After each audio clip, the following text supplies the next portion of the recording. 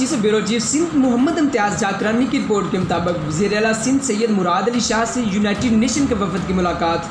वफद में UN resident coordinator mister Neil Gohan, chief of UNICEF field अफसरान Karachi Christina, mister जनेवो Hussain FAO, RCO professional coordinator अफसर शामिल थे। मीटिंग में प्रिंसिपल सेक्रेटरी सजाद जमाल ओबड़ो भी शरीक। UNRC मिस्टर नील ने कहा है कि इन्होंने थर का दौरा किया है। तलका इस्लाम कोर्ट जिसको मॉडल तलका डिक्लेयर किया गया है, तरक्की की राहों पर गामजन है।